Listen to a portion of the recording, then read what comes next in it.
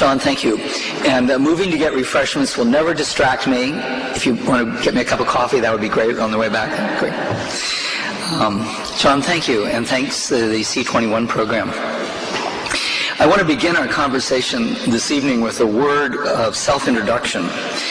Sometimes when I'm asked to explain I realized I wanted to turn this on. There we go. When I'm asked to explain my very particular and peculiar role in the theology department, I describe myself as a theologian who cheats. And it's an image I got from my friend Bob Keegan, clinical psychologist of religion, who got it from a Woody Allen story. Woody Allen tells that at one point he flunked a theology final. And he flunked it because the instructor caught him looking into his neighbor's soul. So I like to think about myself as a theologian who cheats, as a psychologist of religious development. The way I come at the mystery of God is not by looking at God, but by looking at the human being who asks the question of God. It's rather like one of those signs I used to see growing up in Georgia. Jesus is the answer. Now, that's not unusual. In Georgia, we'd had a lot of signs like that. What was unusual this time was that someone had spray painted underneath, yes, but what was the question? Theologians who cheat are interested in what kind of question is it that is asked by the human heart for which God or Jesus, Adonai, cosmic consciousness, ground of being, is experienced as an adequate answer. And something I've always wondered about is, do we ask those questions because we've been socialized culturally to ask them? Because I am a product or survivor of 13 years of Catholic education, do I ask these questions? Or is there something about the way human beings are put together, hardwired, that compels us to ask the question of ultimacy, the question of meaning and value, addressed to whoever or whatever is the biggest environment within which we live? So when I ask these questions, I realize I'm actually in good company, because some of you will recognize that this is the anthropologische Wende, the turn to the human, that modern German Catholic Jesuit theologian Karl Rahner said was the hallmark of the way we theologize in this part of the 20th century. It's theology, if you will, from the bottom up rather than the top down. Now, what I want to do together with you this evening is more modest than Father Rahner. I want to stay within the bounds of my own discipline. But I've been asked by John McGinty, as a way of starting this long conversation, which will hopefully bring us back many times into this or other rooms, to approach human faith from what William James would call the humanward side. Now, I know whenever we do this, there's a certain anxiety that gets raised. Does this mean that God is only a projection of our minds, a product of our own imagination onto the blank screen of the cosmos? I think God may even be a little bit nervous about this.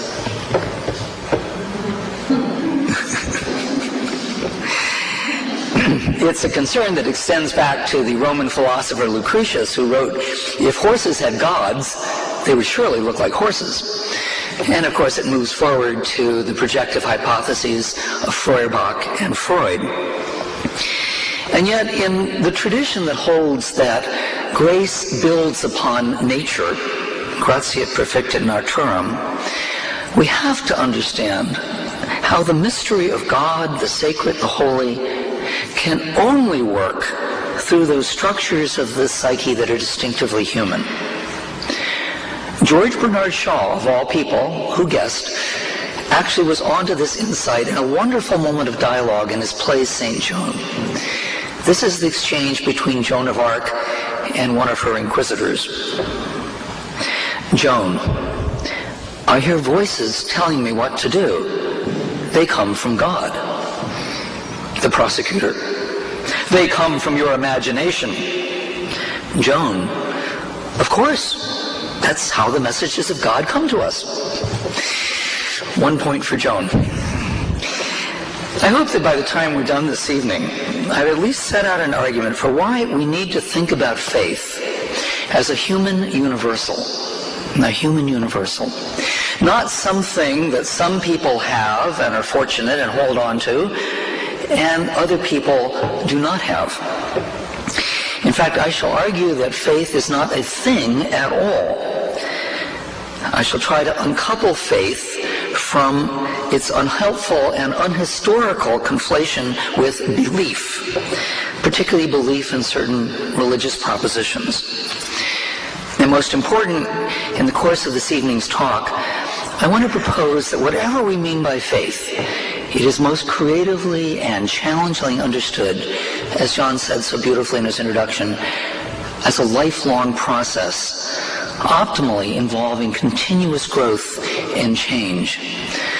To live is to grow and change, someone said. To live well is to have changed often. Or as the title of this talk goes, a journey, not a destination.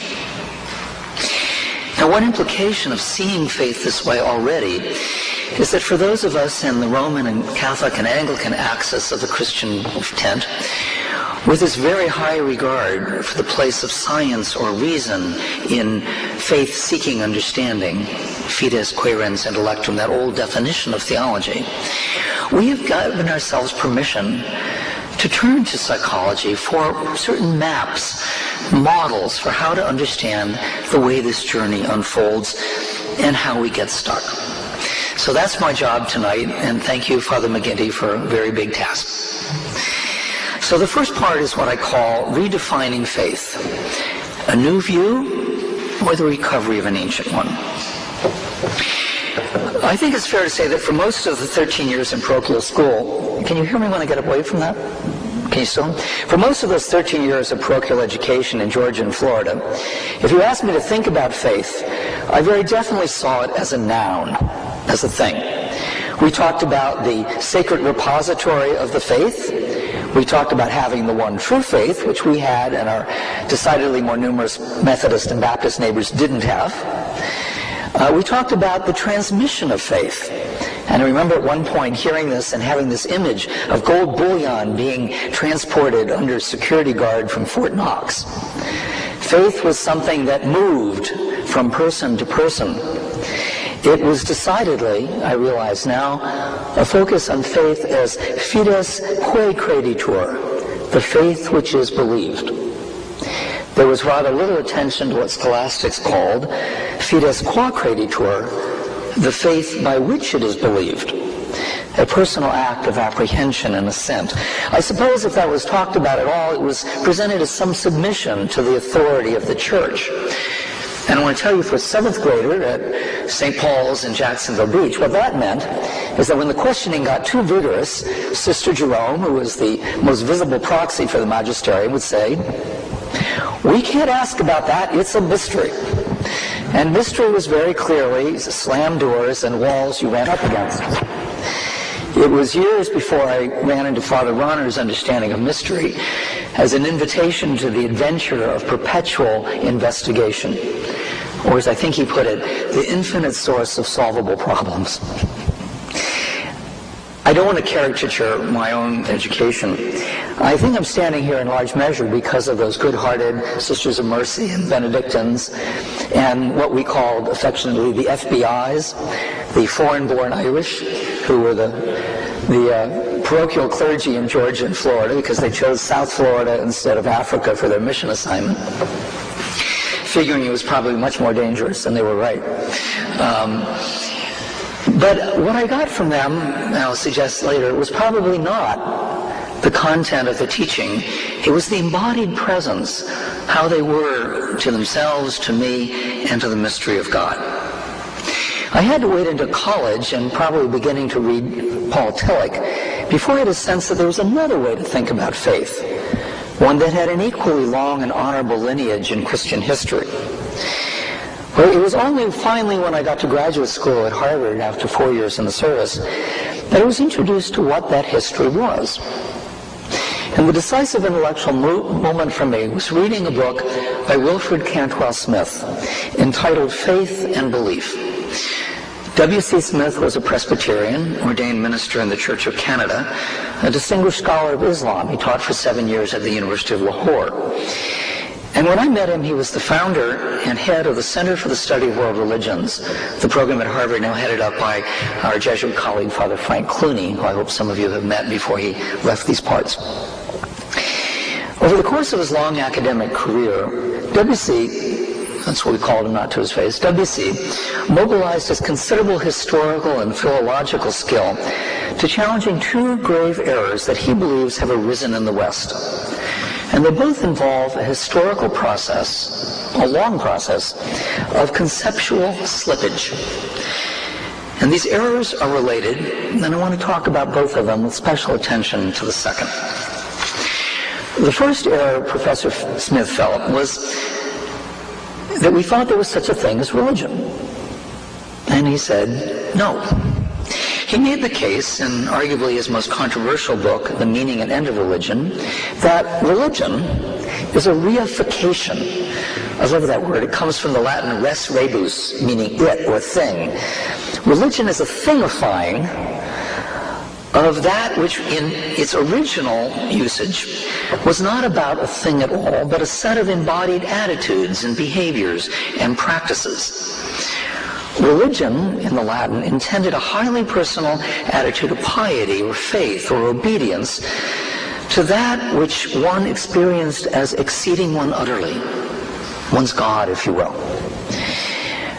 Religions do not exist, Smith argued. They're only human persons living religiously, either individually or in community, living their sense of religio. The word, of course, comes from ligament, their sense of connectedness or how they were bound. If you went down the Appian Way with the kind of surveys that are given on Boylston Street, would you care to mark off what is your religion? You know, Protestant, Pelagian, Temple of Isis, whatever. The average Roman would not have a clue what you were talking about. They might ask, are you asking me religio mihi est? In other words, is it religious unto me? That's the sense we still use the word religious if we say, she practices basketball religiously. We know that does not mean she crosses herself before making a free shot, right? What it means is that basketball compels her, binds her, she's loyal to it. It organizes her meaning and day.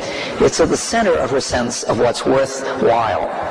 It is what she is obedient to. And that is the original meaning of religion. The conceptual slippage is to go from that understanding to seeing religions as systems of observances or beliefs.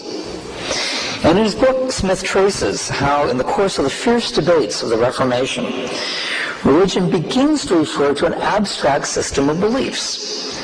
We lose the human, enacted and practiced quality of that word.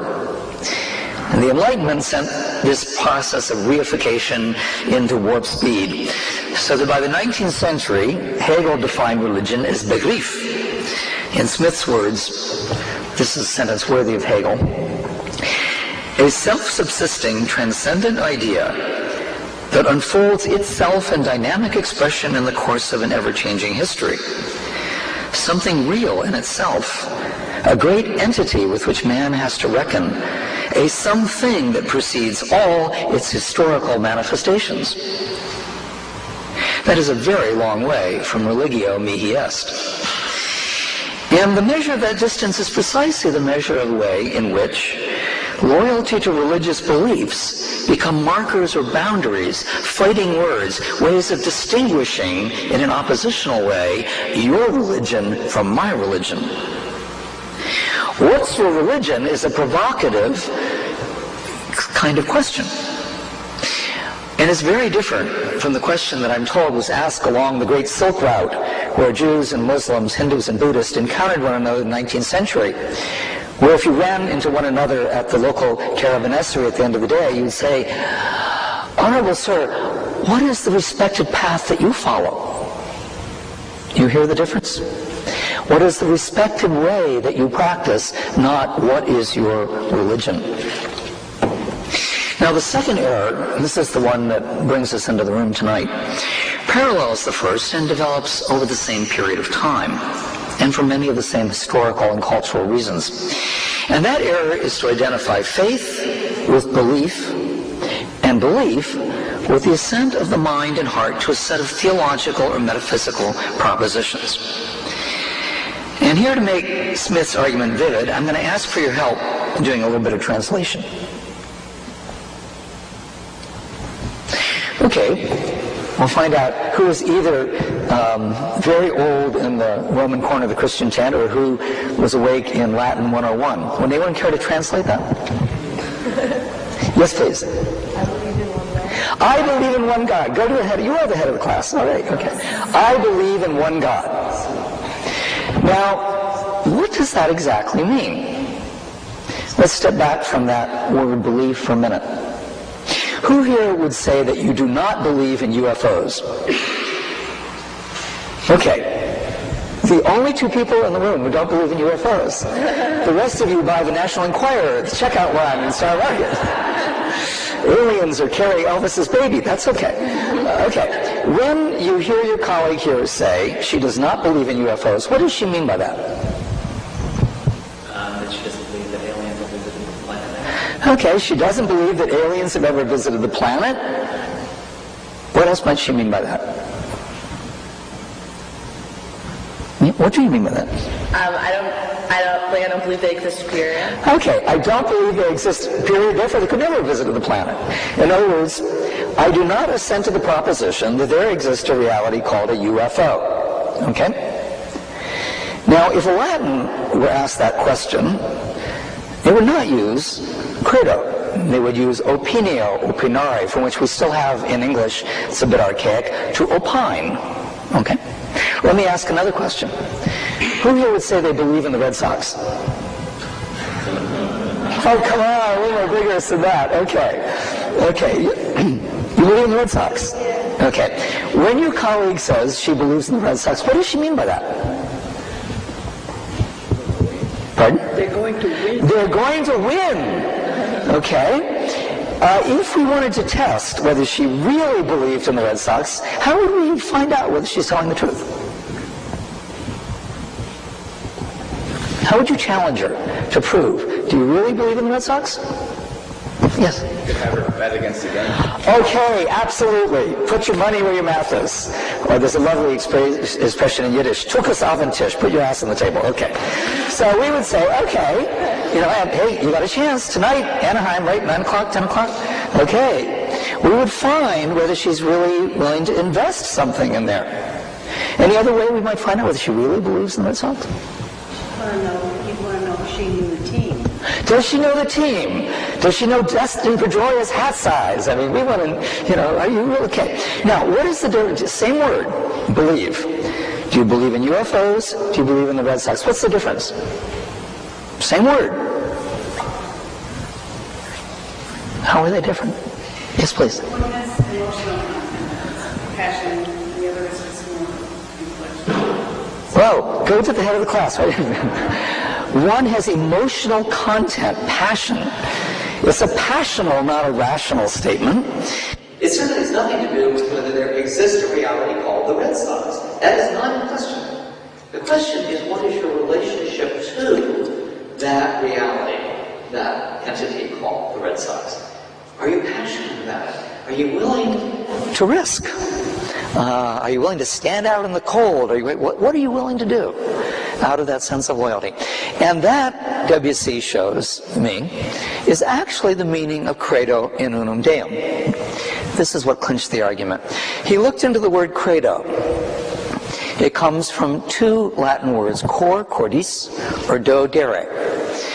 Now, what are some cognate words in English from the root cor? Heart. Yes, well, so we would say, what words do we have that have core in them that are about heart? Coronary, exactly. Cardiac, concord, cordial. Okay. What's the word in Spanish? Corazon. In French? Good. Okay. They're all the same. Do dere is to put or to place. So guess what?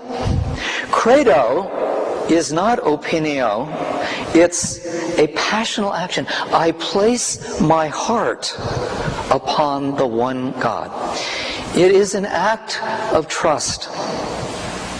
And in fact, this is the origin then of faith, that it goes back through the Middle English and Old French to the Latin fidere, to trust. Okay. So, credo in unum Deum is not an affair of the mind, it's an affair of the heart. Luther knew this when he said, what does it mean to have a God? Or what is a God? Trust and faith of the heart alone make both God and idols. For the two, faith and God, hold close together. Whatever then thy heart clings to and relies upon, that is properly thy God. So when we talk about faith, we're actually asking, what are you in love with? Where do you place your heart? What are you willing to spend and be spent for? So this means that faith essentially is a relational reality and a process. The developmental foundation and antecedent for which is the experience of loving and being loved by another person. Which is why in the Abrahamic traditions, although that ultimate environment or reality is never a person, that would be idolatry, we would say with Father Michael Himes, the least wrong way of talking about that is in personal terms, in the language of love and relationship. For the religious person, William James says at one point, the universe is a thou. It is a personal sense of what it is we have to do with. In a remarkable passage in his book, Faith and Belief, W.C. actually shows that the word belief, when it makes its way into English from German, actually initially carried that sense of loving. The word belief, he wrote, began its career in early modern English meaning to belove or regard as lief, to hold dear or cherish. To believe a person, or to believe in or on a person, was to orient oneself toward him or her with a particular attitude or relationship of esteem and affection. Except thou my believe, Chaucer said, and he was talking about this affair of the heart. The German cognated that as Liebe, right? To love, Liebestraum, Liebefrau. Okay. But soon enough, over time, belief went from being a matter of loving to a matter of rational assent. So now we're in a position, having cleared the way of these conceptual slippage, to look at W.C. Smith's own... Whoops. There's something before that. I thought we did. Oh. Okay, missing here is a slide. However, you actually have it on your handout, which you'll get. This is W.C. Smith's definition of faith. Faith is deeper, richer, more personal. It is engendered and sustained by a religious tradition in some cases, and to some degree by its doctrines. But it is a quality of the person, not of the system. Faith is a quality of the person, not of the system. It is an orientation of the personality to oneself, to one's neighbor, to the universe. Faith is a total response, a way of seeing whatever one sees and of handling whatever one handles. A capacity to live at a more than mundane level, to see, to feel, to act in terms of a transcendent dimension. How far that is from the impoverished notion of faith as about assent to a set of ideas. Faith is this total orientation, and if a working definition is a set of lenses through which we then can see something we hadn't seen before, when I look for faith with that set of lens, I actually see statements of faith everywhere. You know, they're on bumper stickers. The guy who has the most toys at the end wins. Or I saw a great one the other day, grace happens. You can also say shit happens. But they're all statements about total responses to the way life comes at one. We don't articulate our faith so much as we embody it. It's a stance toward life. My father sometimes used to say, It's a total jungle out there. You got to look out for number one. In a kind of perverse and sad way, that was a statement in W.C.'s terms of a total response. What's the universe like? And how do you embody a stance toward it? You better be on your guard, because it's going to come at you. How different that is from a stance that's like this. So we live out, we embody, we enact our total response to life, seeing whatever we see and handling whatever we handle. There's a marvelous example of that I'm very fond of from the old television sitcom Facts of Life. Do they still have that? Do you ever see Facts of Life? Yeah. They don't have it? You remember Facts? They don't have it. They don't have it. Okay. Well, Facts of Life. There was a character named Natalie. And in one episode, Natalie desperately wants a part in the school play. But of course, she's pretending that she's totally indifferent, if not contemptuous toward it. But her drama teacher finally gets it. And when the two of them are alone, she says, "Natalie, you really want this part, don't you?" And Natalie says, "Shh, be quiet, they'll hear." The drama teacher says, What do you mean? Who's they?" And then Natalie says this, "All my life, whenever I really wanted something, somewhere in the universe a door slammed. Whenever I really want somewhere in the universe a door slammed." Now that is an articulation of the way life ultimately is for Natalie. You can't hope for too much. You can't desire too much. You better rein in your expectations. You better play your cards very close to the vest. You better guard your heart. How different than the attitude of a war correspondent John was telling me about in the conversation we just had here, who's you listened to an interview on radio, who is dying of cancer. But as John recorded the conversation, says, I'm ready for it. Death was going to come. I'm prepared. I've had a good life. Very different from somewhere in the universe, a door slammed. One of the implications of this definition of faith is that we understand that the opposite of faith, then, is not doubt. The opposite of faith is not doubt. The opposite of faith is the possibility, or giving up on the possibility, of a meaningful connection with reality and a trustworthy response to one's deepest desires for mutuality and belonging and significance. There is a wonderful definition of this that W.C. Smith wrote in the handout that you'll get. He says, "The opposite of faith is nihilism, a bleak inability to find either the world around one or one's own life significant. The opposite of faith is an absence of mutuality, and that one cannot respond either to the universe or to one's neighbor, knowing that one will be responded to. The current terms for this are alienation, loss of identity, uncommittedness." I want to suggest that one of the things that Smith's approach to faith liberates us to is to see that doubt, questioning, a strenuous wrestling with one's locus of meaning and value are essential dimensions to how faith matures and develops over the course of a life.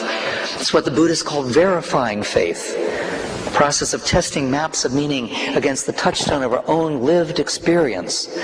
Virtually the last words of the Buddha was, "Be a lamp unto yourself." In other words, don't take my word for it, try it out. Jesus to his would-be disciples says, "Come and see. Taste and see the goodness of the Lord." So what we have then is a dignifying of the process of relying upon our own experience here. I was reminded, reading Smith at this point, of a comment my own doctoral advisor, Dr. Bill Rogers, made when his oldest son went off to college, and he was asked, "Are you afraid that your son will lose his faith at college?" Bill was a very devout Quaker, ended his career as the president of Guilford College, a Quaker university in Carolina. And Bill said, "Well, if by that you mean, am I afraid that he'll stop identifying as a Quaker? Well, I would regret that, but it wouldn't trouble me. You know what would trouble me? If my son at the university gave up on meaning. That is what a loss of faith would mean in these terms. And Bill, in that sense, I think is in good company with one of the late archbishops of Canterbury, who apparently was asked at one point, "How is your son doing up at Oxford?" And he answered, "Oh, splendidly. This term he's a fervent communist." He hasn't given up on meaning. He's still struggling with it. Now, at this point, I think it would be helpful to unpack and summarize this more differentiated and nuanced understanding of religion. And this is the one I have up here, which some of you will recognize as coming from Marcus Borg's book, The Heart of Christianity. He frets apart the chord of faith into 4 tones. Faith as a sensus, faith as fiducia, faith as fidelitas, and faith as vicia. And we'll take these one by one. Faith as a sensus. Now, this is a legitimate and significant dimension of what's involved in faith. For after all, in his definition, faith says it is engendered and sustained by a religious tradition in some cases, and to some degree by its doctrines. And thus a tradition and these doctrines must be credible to us, must compel some kind of intellectual or moral loyalty. But the problem, as Smith sees it, is that this is the definition which since the Reformation, and certainly since the Enlightenment, has taken over everything. And it has to do with that shift in the Enlightenment from seeing truth as what can be verified as factual, preferably measured. I sat in on a lecture on positive psychology the other day, which is a very big deal now in psychological fields. Dr. Martin Seligman, past head of the APA, got it started.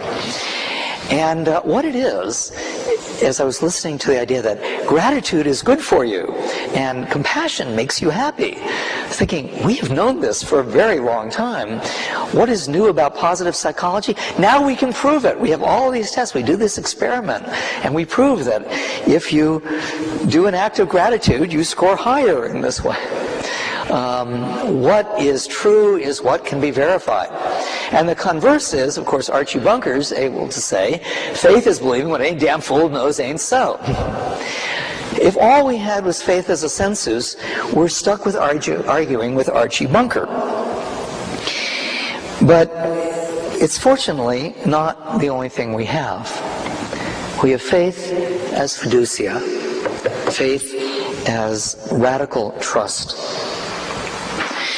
Now, by whatever our name is for ultimate reality, or left unnamed, I would suggest that at every turn of the life cycle, faith as trust, as fiducia, is manifest as a fundamental capacity to give ourselves over to life. That's what trust is. We find it in the embodied conviction that we can put ourselves out there in love and compassion and risk, somehow with the trust that ultimately we will not be undone. I think in order to capture this sense of faith as radical trust or fiducia, I've had to turn to the poets. And particularly, I find myself reading Rilke on this point. In one of his letters to a young poet, Rilke writes, "So you must not be frightened. If a sadness rises up before you larger than any you have ever seen, if a restiveness like light and cloud shadows passes over your hands and over all you do, you must not think that something is happening with you. You must think that something is happening with you, that life has not forgotten you, that it holds you in its hands and it will not let you fall." He put this beautifully in a poem that is especially appropriate for this season of the year. He called it Autumn. The leaves are falling as if from far up, as if orchards were dying high in space.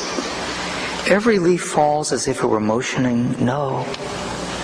And tonight the heavy earth is falling away from all the other stars and the loneliness. We're all falling. This hand here is falling, and look at the other one. It's in the mall. And yet, there is someone whose hands, infinitely calm, holding up all this falling. That is faith as fiducia. That image of falling endlessly but safely is one way to evoke this notion. The other enduring one in our scriptural tradition is being saved from drowning. Kierkegaard famously called faith floating in 70,000 fathoms of water. But Kierkegaard didn't come up with the metaphor. It's there deep in the Psalms, and it's certainly there in the wonderful stories in the Gospel of the disciples' terror of being caught in a storm at sea. Of all the paintings that were stolen from the Isabel Stewart Gardner Museum some years ago, this is the one I mourn the most. Maybe you saw it. It's a tiny painting, and Mrs. Gardner put it on a little stand table by a window where you could actually sit in front of it. It's, of course, Rembrandt's Christ in the Sea on Lake Galilee. I don't know, maybe because when I was in the Coast Guard I got seasick a lot, or whatever. I love that story of the disciples terrified, and Jesus waking up and saying, "Oh, ye of little faith, relax, it's okay. You're not going to drown." And notice in this story, when Jesus says, "Oh, ye of little faith," he's not talking about a census. "Oh, you who don't believe that I'm really Jesus Christ, the Son of God, Messiah, can take care of you. Oh, you who don't trust that even here," well, the old table here, "Eternal Father, strong to save, whose arm has calmed the restless wave, who bids the mighty ocean deep its own appointed limits keep. Oh, hear us as we cry to thee for those in peril on the sea." And that's all of us. Do you know that they still sing that every Sunday at St. Mary's of the Harbor in Provincetown in honor of the men who died in the submarine that was hit and sunk in World War II? Every Sunday they sing that. It's incredible. Well, that's back there. But there's maybe a simpler way of putting it. Zen Master Dogen, our great fear is that we're drowning, when the truth is that we're floating. Leave it to the Zen masters to put it in few and powerful words. I'm going to return, hopefully by the end of this evening, to say more about faith as fiducia, but I want to turn to the other three chords. Faith as fidelitas. The image is taken from a medieval illustration of the Song of Songs, that great erotic love poem that somehow slipped in the middle of our scriptures, though few of us read it, to our great loss. Faith as fidelity or faithfulness means what it does in a committed relationship between any two parties. Loyalty, allegiance, the commitment of the self at its deepest level. Truly to give one heart to the other, the object of trust. I spoke earlier about how that relational language is all over the Hebrew Scriptures. When the Hebrews wanted to talk about Israel having lost faith in God, they didn't talk about having carried a survey out in Jerusalem and only 45% of people assented to the proposition that God was running Israel. They used language of fractured relationships. Israel has gone whoring after other gods. And conversely, when the prophets wanted to embody and enact a parable of God's fidelity to us, they have Hosea marrying a prostitute who cheats on him every time, and every time he brings her back. You know, Gomer comes back home. That is the understanding of faith as fidelitas. H. Richard Niebuhr, in his thin but bracing book Radical Monotheism in Western Culture, talks about radical monotheism as faithfulness to the will of God, which also means not just to love God, but to love those whom God loves, the poor, the outcast. That is faith as fidelitas. It's why my friend Sister Nancy Keogh talks about serious spiritual direction as couples therapy with God. Couples therapy with God. For Christians, the journey of faith is an ongoing process of learning to fall in love again and again with the world that God loves, creates, and wills to heal, or what my Bishop Tom Sauce calls our ongoing conversion to the heart of Christ. And finally, faith as vicio. It's as simple as this, Annie Dillard says at one point in Pilgrim at Tinker's Creek: what you see is what you get. Faith is deeply implicated in how we see reality, the world within and the world beyond us. How do we see it whole? This is not an act of positivistic observation, but it's closer to what Martin Buber called in that enigmatic and wonderful phrase, imagining the real. Imagining the real. What does it mean to see ourselves in the world? This fragile earth, our island home, as the Book of Common Prayer has it. What does it mean to see this fragile earth, our island home, as neither hostile or indifferent, but in fact an arena of redemption? It's a process of what William Blake calls cleansing the doors of perception, and it's the labor of a lifetime. With the withdrawal of projections, the ability to see it at every level for what it is and our place in it. So, at this point, I want to, how are we doing on time, John, by the way? Would you give me a time check here? Doing fine. Pardon? We're doing fine. Okay, so we've got how much more time? How much do you want? Okay, not too long. Okay. Okay, can we go to 8? Can we go to 8 o'clock? Yes. Okay, we'll go to 8 o'clock. I said at the beginning that this understanding of faith, and this, by the way, might be absolutely enough. It's already pretty rich. But I promised to say something about the way in which psychology and psychological models as tools to think with, Erik Erikson's lovely phrase about psychology, tools to think with about faith, can begin to illumine this process as it extends over the life cycle. And I wanted to just say a word about a couple of these. Another reason I'm here is not just those wonderful priests and nuns in Georgia and Florida, but I'm here because of a Methodist theologian named James Fowler. When I came to Harvard in 1974, he was teaching there. Jim Fowler did his doctoral dissertation on the last lecture series of H. Richard Niebuhr. It was given in Nashville shortly before he died. It was called Faith on Earth, and it was never published. And in that lecture series, Niebuhr, rather like Moses on Mount Nebo, looked into a land he would never live to see and said, you know, I've been reading this Austrian psychoanalyst, Erik Erikson, Childhood and Society, and you know, someone needs to take that work and bring it into conversation with faith as a human universal. And that's what Fowler did. But reading Erikson in Harvard in 1974 also brought him in contact with the other psychological ferment going on, which was across the common at Harvard Ed School, the work of the Harvard cognitive developmentalist, Lawrence Kohlberg, Robert Selman, Bob Keegan, Carol Gilligan, William Perry, Kiyo Morimoto. And they were going not to the psychoanalytic tradition, but to Piaget. And they were trying to look at the way in which the human mind systematically structures and makes sense of moral dilemmas or life in general. And what Fowler aspired to do was to bring together Erikson and the developmentalists and say, is there some way in which faith, understood here as this process of meaning-making, in terms of trust, in terms of fidelity, in terms of how we see the world and make sense of it, that this too progresses in some kind of stage-like way. And he did hundreds of interviews with children to folks at the end of their life.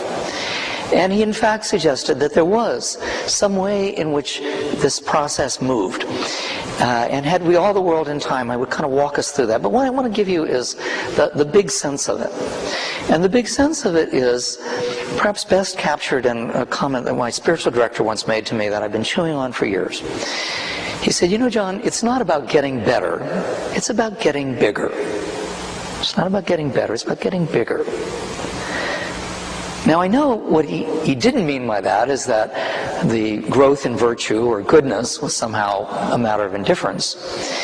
I think what he meant by that, and what Fowler's system and others' psychological systems are about as they think about faith, is that our goodness and our virtue is a byproduct of our ability to expand our perception and our experience of life, to enlarge our empathy, compassion, and our sense of connectedness with both what is beyond us and what is within us. And if you look at Fowler's stages, and I've given you plenty of references to go find them, you see that, in fact, the child moves from the all-important universe of trust and reliance on the other to begin to construe a world of worthy others, and then begin to notice that that worldview, and this usually happens when you encounter another other who sees the world differently, well, maybe there's more in this map, and we're constantly enlarging our maps of who we are and whose we are. And then psychologists like Jung and others say in midlife, we also begin to have to notice that there is a very complex, diverse universe inside of us. That we, in fact, hold a degree of diversity and particularity that we hadn't been, our unconscious reaches out usually at midlife. You guys will get there sooner or later, but some of us know. You know what I'm talking about, right? And it trips us up and says, you thought you could get to the end of the finishing line without dealing with sexuality?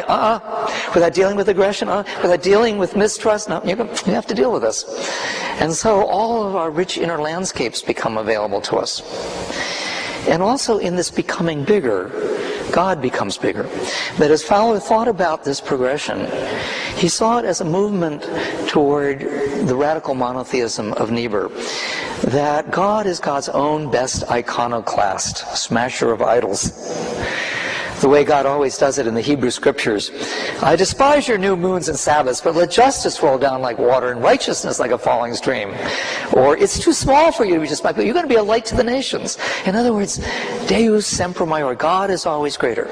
So that the movements that Fowler found in his understanding, but I think found also there in psychoanalytic and Jungian understandings, is that human faith grows as a matter of expansion and extension.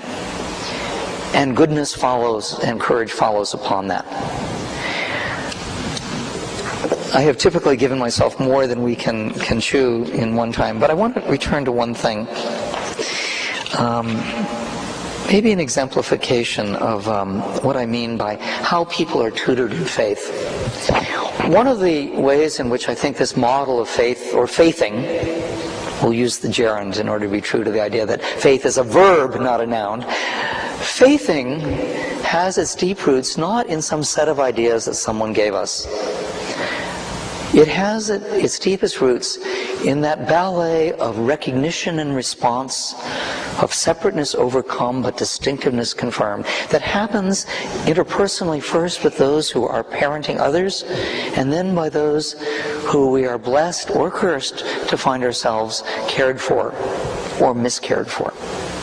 There's a wonderful poem by Alice Walker that I think should be put on the door of every church school and Sunday school in America. It goes like this. Who made you was always the question. The answer was always God. Well, there we stood, 3 feet high, heads bowed, leaning into bosoms. Now, I can no longer recall the catechism or brood on the genesis of life. No, I ponder the exchange itself and salvage mostly the leaning. And salvage mostly the leaning. I want to suggest that if we want to talk about growth in faith, if we want to see how it began in our own lives and how we can nurture it in others, we need to salvage the leaning. We need, in fact, to be those that can be leaned upon.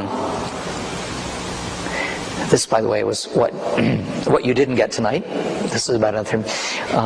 We need to respect the little kid who begins to ask things like this, literally written by Nancy. Do animals use you, or is there someone else for them? The question of, does God have care for everyone? Or the question, where is God today? How come he did all those miracles in the old days and don't do any now? Seymour writes to God.